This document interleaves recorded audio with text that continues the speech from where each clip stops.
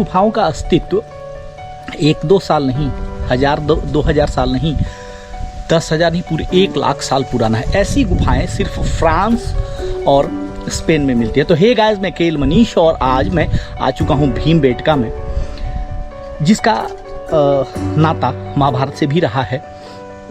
लोग कहते हैं कि भीम यहीं पे पूजा करते थे और पूजा करके इन्हीं गुफाओं में अज्ञातवास के समय पे शरण लिया करते हैं, जिसका उल्लेख तो हमारे वैदिक कालों में मिल सकता है। मैं इस चीज़ से गुरेज नहीं रखता, लेकिन वो चीज़ें सत्य हो ना हो, लेकिन ये जरूर सत्य है कि हमारे पूर्वज, हमारे आदि मानव इन्हीं गुफाओं में शेल्टर लिया करते थे, क्योंकि उनकी बहुत सी कलाकारियाँ। और ये देखिए जिस हिसाब से शेल्टर्स बनाए गए हैं, जिसमें मैं घुस रहा हूँ, एक अपने आप में अमेजिंग है। वहाँ पर आप आएंगे तो एक अलग ही आनंद की अनुभूति आपको होगी। तो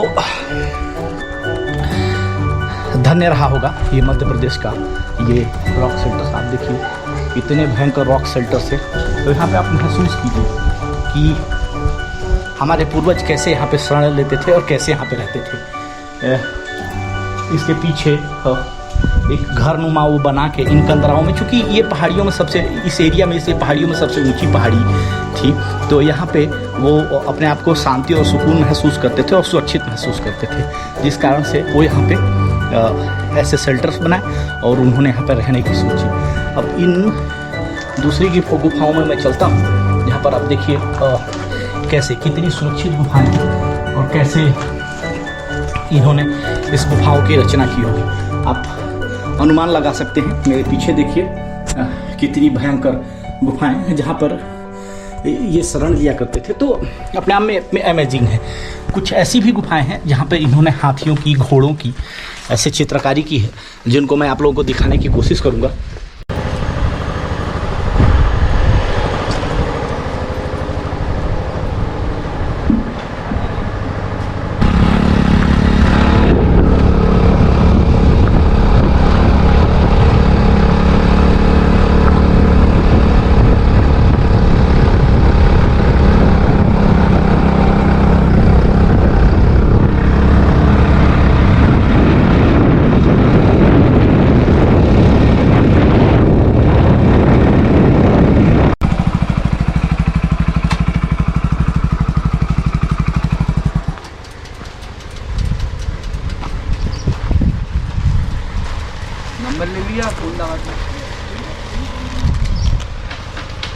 तो हमारी ये विंध्यमाला की पहाड़ियाँ हैं, आप देख सकते हैं, बहुत ही दूर में फैली हुई है, जहाँ पर हमारे आदि मानव के अवशेष प्राप्त हुए और इन अवशेष प्राप्त हुए जहाँ, और आदि मानव ने जहाँ पर शेल्टर लिया, जहाँ पर शरण ली, अपने घर बनाए, अपने लिए शिकार के रास्ते, जहाँ पे शिकार करते थे, जो उन सब चीज़ों के अवशेष यहाँ पर प्राप्त हुए और यूनेस्को ने इसको वर्ल्ड हेरिटेज साइट में शामिल किया।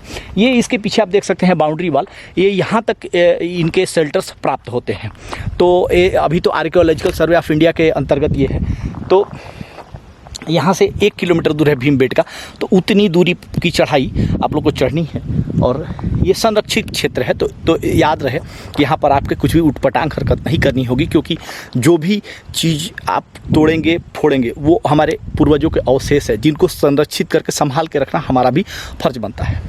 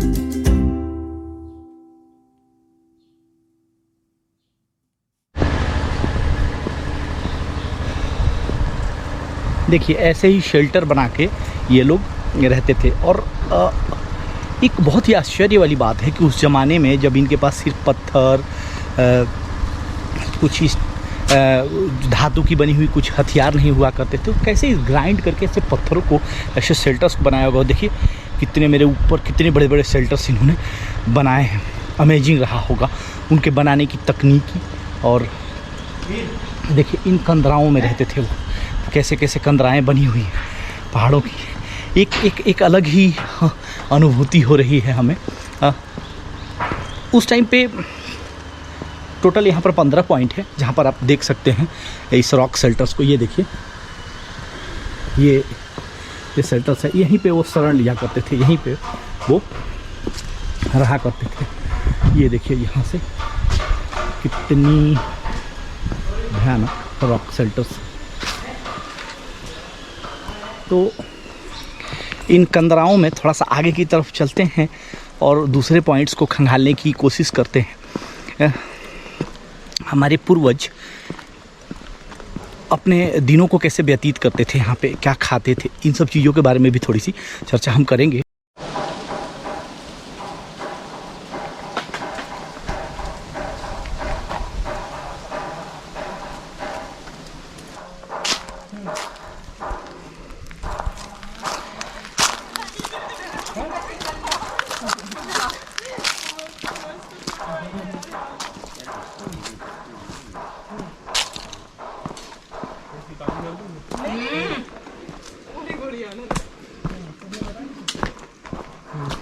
और एक दो कोई बता दो कितने घोड़े हैं क्यों नहीं आएगी, अब की भी आएगी। यहाँ पे आएगी ये गोरी है ना। अभी आप सिंगल खिंचवाओ, आ रही है कि नहीं आ रही है? इनके कने अच्छी आ रही है। हेलो, आपके ना पैर है ना पास आ रहे तो ऐसे पकड़ो, ऐसे कर उस हाथ से। मैं बोलूँ नहीं और थोड़ा सा डाउन और ऊपर हल्का सा और थोड़ा सा और ऊपर करो और थोड़ा सा डाउन और जाओ। ये देखिए हमारे पीछे इन्होंने पेंटिंग्स भी बनाई है और कुछ कलाकृतियाँ भी बनाई हैं। ये जो गुफा क्रमांक 6 है यहाँ पे, ये देखिए। तो ये जो बनाई हुई ये जो शेल्टर है, रॉक शेल्टर, यहाँ पे इन्होंने कुछ कलाकृतियाँ भी बनाई है। आप सोच सकते हैं उस समय पे कितना कठिन रहा होगा चित्र बनाना। ये उन्हीं चीज़ों की आकृतियाँ बनाते थे जिसको वो देखते थे, जिसको महसूस करते थे। और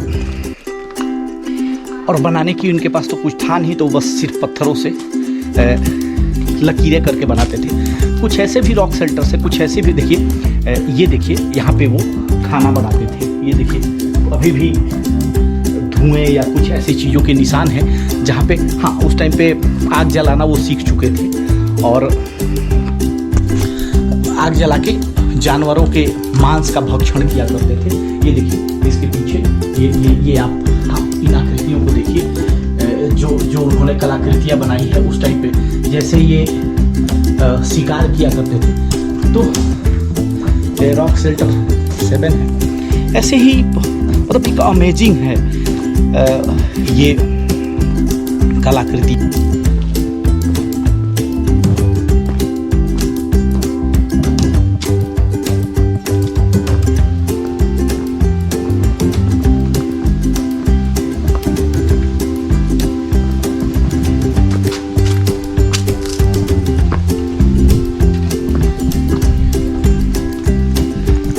कहा जाता है कि 1957 में इन गुफाओं की खोज हुई, यानी आज़ादी के बाद। तो उस टाइम पे एक 1957 में इस गुफाओं की खोज हुई और इन गुफाओं को 2003 में UNESCO world heritage site, UNESCO द्वारा इसको वर्ल्ड हेरिटेज साइट में लिया गया। तो तब से ये गुफाएं यूनेस्को की वर्ल्ड हेरिटेज साइट में अंकित हैं और वर्णित हैं। और इसका कंट्रोल और कमांड यहाँ पे आर्कियोलॉजिकल सर्वे ऑफ इंडिया ने ले रखा है, इन गुफाओं का, इन शेल्टर्स का।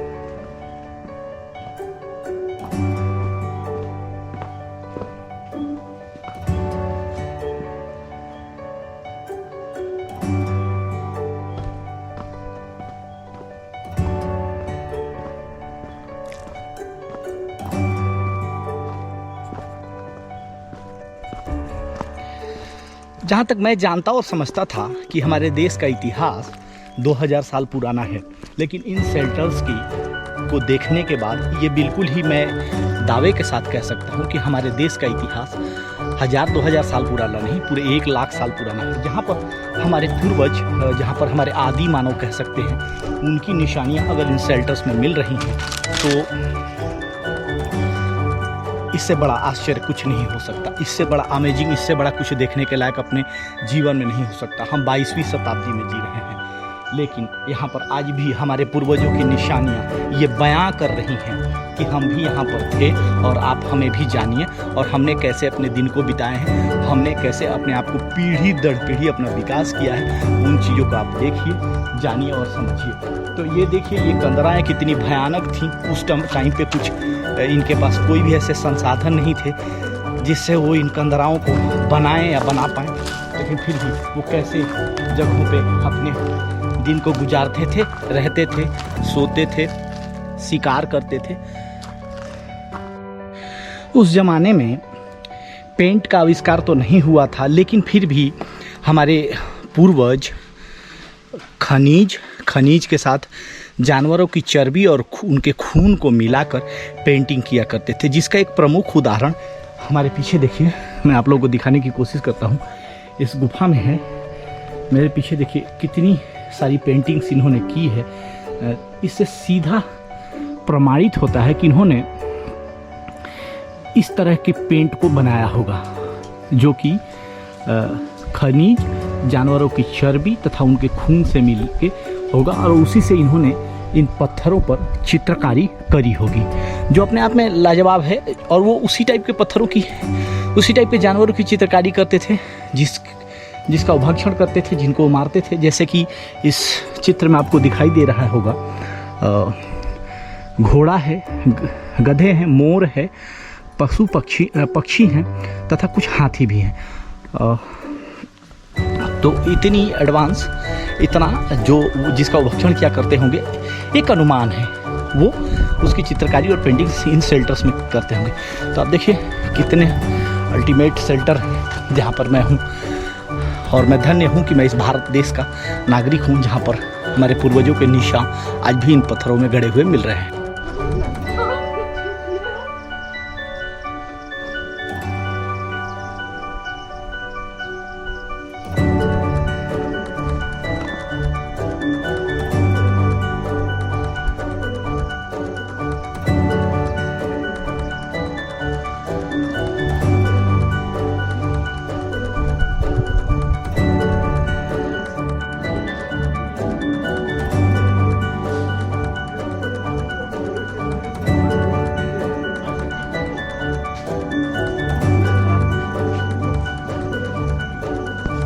धरोहर को आर्कियोलॉजिकल सर्वे ऑफ इंडिया संभाल रही है, और इसको संभालने का पूरा काम यूनेस्को ने इसको वर्ल्ड हेरिटेज साइट में लिया है।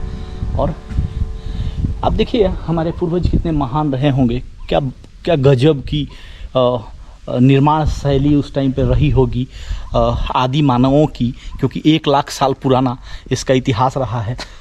पत्थरों के ऊपर ऐसे निशान पड़े हुए हैं जिससे आपको बिल्कुल परिलक्षित होगा कि उन्होंने किस तरह से इस पत्थरों को काट के इसका निर्माण किया होगा अपने आप को आश्रय देने के लिए।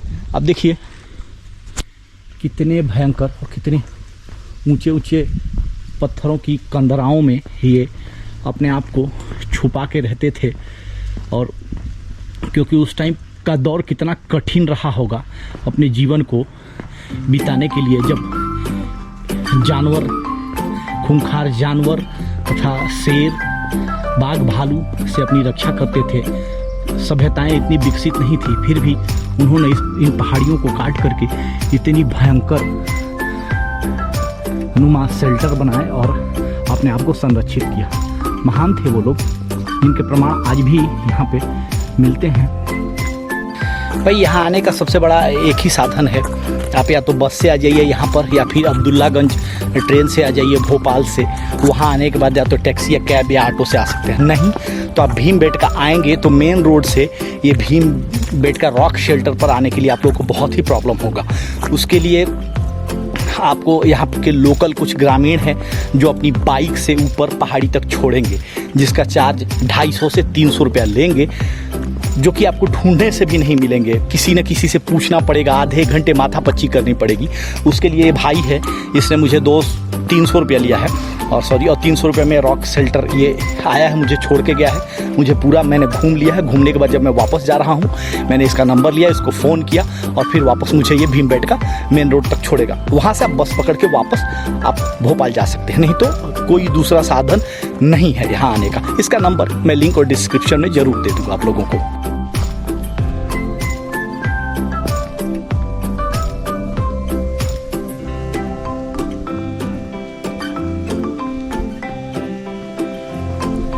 मेरे पीछे देखिए ऊपर ये जो उन्होंने हाथी की जो फोटोज़ बनाए हैं, ये उस ज़माने की 1 लाख साल पुरानी ऐसा माना जाता है उन्होंने यहाँ पे बनाया है। तो कितनी, और मुझे ऐसा लगता है कि वो ऐसे जानवरों का भक्षण करते थे, उनका शिकार करते थे, तो उन्होंने पत्थरों से कुरेद कर इस पर बना दिया।